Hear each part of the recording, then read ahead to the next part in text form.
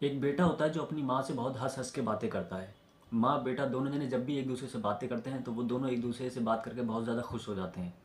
ये देखकर बाप को बिल्कुल भी अच्छा नहीं लगता है, क्योंकि बेटा जो होता है वो 28 साल का होता है और उसकी माँ की उम्र 31 साल होती है।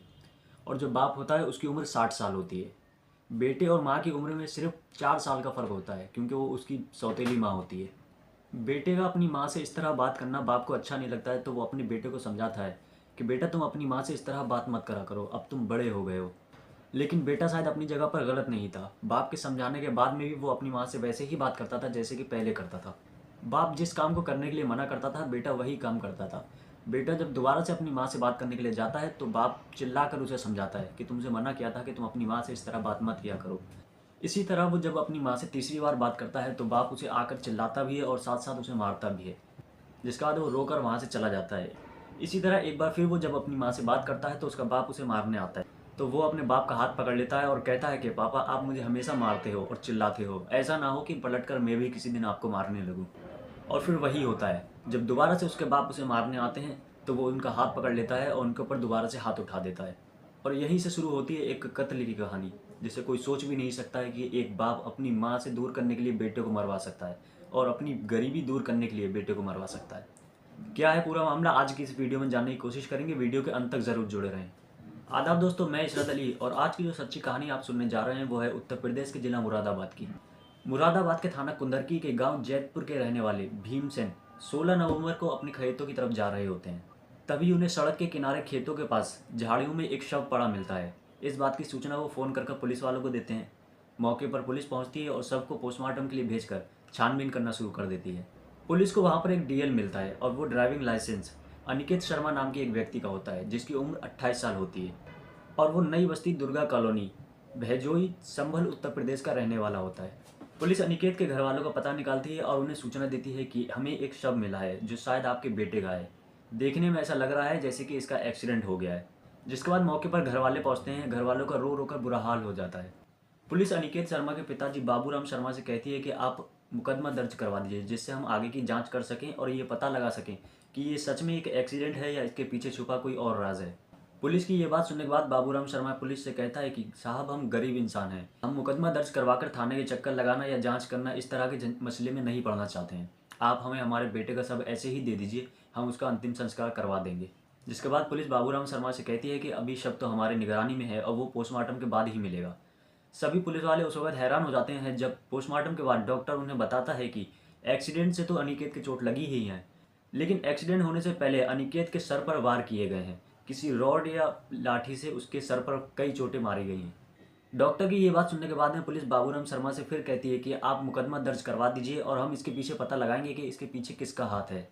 लेकिन बाबूराम शर्मा कहता है कि नहीं, ये एक एक्सीडेंट ही है, आप इस पे कोई जांच मत करिए।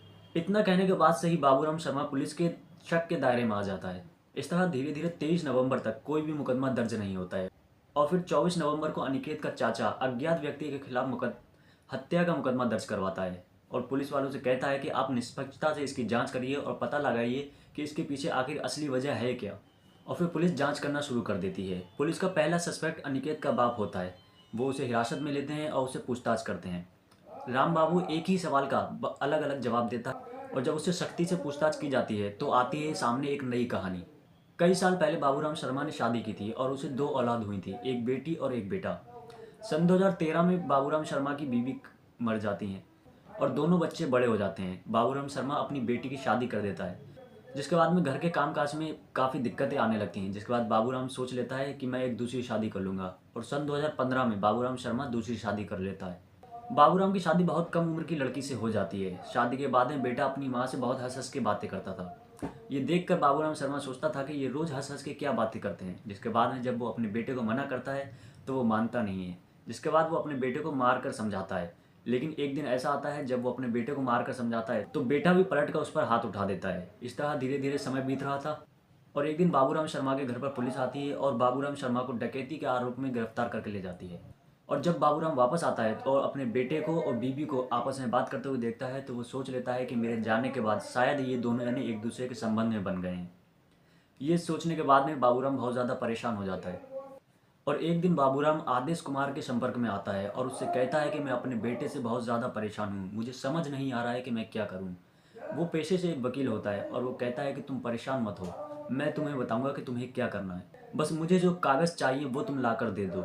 और कागज़ लेने के बाद में वो कहता है कि मैंने तुम्हारे बेटे का 25 लाख रुपए का बीमा करवाया है और तुम्हें नॉमिनी बनाया है।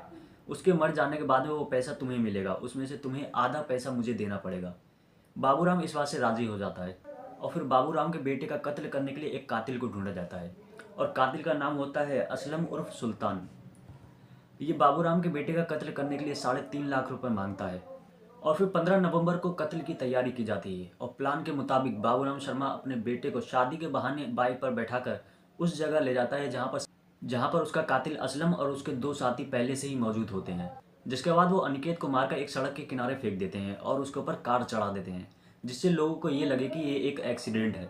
लेकिन पुलिस इस केस का खुलासा कर देती है। बेवकूफ़ राम बाबू को ये भी नहीं पता था कि उसके बेटे के ऊपर 25 लाख का बीमा नहीं कराया गया बल्कि 2 करोड़ 10 लाख रुपए का बीमा कराया गया है, जो सारा पैसा उस वकील के पास चला जाता। ये बात उसे तब पता चलती है जब उसे पुलिस बताती है।